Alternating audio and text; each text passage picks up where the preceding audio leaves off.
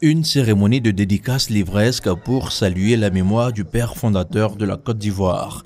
Les nostalgiques de Dia Houphouët-Boigny n'ont pas boudé leur plaisir. Il s'agit de replacer Houphouët-Boigny dans un champ, le champ politique qui a été le sien en Côte d'Ivoire. Donc ce champ politique, tout le monde devait aujourd'hui s'en servir.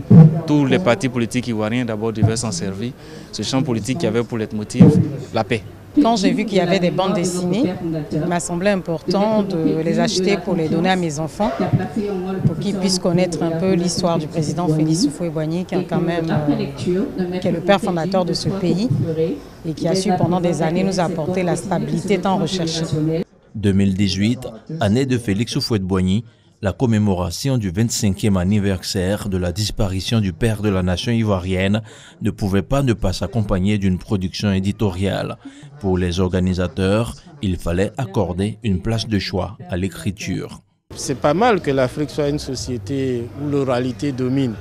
Vous voyez l'explosion de l'audiovisuel dans notre monde du 21e siècle. Donc l'Afrique a anticipé peut-être cela, mais il faut toujours réserver sa juste place à l'écrit. Et c'est ce que nous essayons de faire.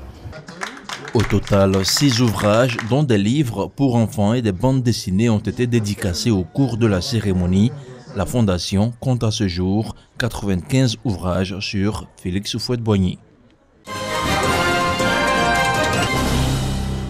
L'Afrique, seul continent où le nombre d'enfants souffrant d'un retard de croissance augmente chaque jour. Selon la BAD, la Banque africaine de développement, ils sont plus de 58 millions enregistrés de 2000 à 2017. Si rien n'est fait pour l'amélioration de la nutrition, ce chiffre pourrait atteindre 24 millions d'ici à 2025.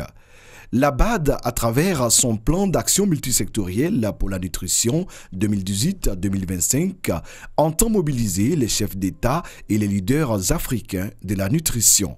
C'est un plan qui s'articule autour de 3 points bien précis. Le premier a trait à tout ce qui concerne le leadership et la gouvernance dans le cadre donc, de la nutrition, avec notamment l'initiative des leaders africains pour la nutrition.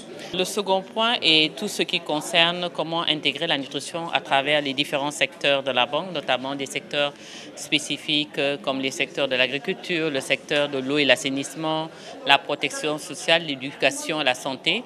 Et le troisième point, c'est vraiment l'accès à des aliments sains et de qualité. Parmi les acteurs engagés dans ce combat pour l'amélioration de la nutrition en Afrique, la Fondation Dangote. Notre objectif, et ce qu'on voudrait voir, c'est que parmi les investissements de la BAD, que la composante nutritionnelle soit vraiment prise en compte. Ça fait effectivement partie d'un des 5 piliers d'intervention de la banque à travers le programme du président Adesina. La malnutrition entrave le progrès économique de l'Afrique. Le groupe des leaders africains pour la nutrition appelle les États à de nouveaux investissements en nutrition pour favoriser les opportunités de croissance économique multisectorielle en Afrique. Nombreux sont les élèves en Côte d'Ivoire, surtout dans les zones rurales, qui font leurs besoins à l'air libre, faute de toilettes adéquates ou même inexistantes. La journée mondiale des toilettes, célébrée chaque année le 19 novembre au niveau mondial, mais célébrée officiellement de façon exceptionnelle en Côte d'Ivoire ce 6 décembre à Jacquesville, a été l'occasion pour la ministre de l'Assainissement et de la Salubrité de présenter un tableau peu reluisant de la situation en Côte d'Ivoire. Sur par exemple 8780 écoles primaires publiques en milieu rural, il y en a seulement 2930 qui ont des latrines fonctionnelles. Les statistiques nous disent également que pour les centres de santé, nous avons 40% des centres de santé qui n'ont pas de toilettes. Pour mettre fin à cette situation qui n'honore pas la Côte d'Ivoire et qui expose la population aux maladies, le gouvernement entend mettre en œuvre un programme de construction de latrines dans tous les établissements scolaires publics et les centres de santé. Mais déjà, 138 écoles et 23 centres de santé ont été dotés de latrines. À cette cérémonie, des opérateurs qui accompagnent le gouvernement en ont profité pour présenter des solutions innovantes. Nous avons les toilettes innovantes que nous avons faites, qui sont composées de dalles et de plastique. Ces toilettes-là permettront aux populations d'avoir des dalles simples, qui seront hygiéniques. Et nous proposons aussi la superstructure Alors, et tout ce package-là pourra être facilement installé dans les différents villages, dans les différentes communautés, dans les différentes écoles. Des toilettes de dernière génération autonomes, des douches, des urinoirs, des stations lavement. Les équipements sont mobiles.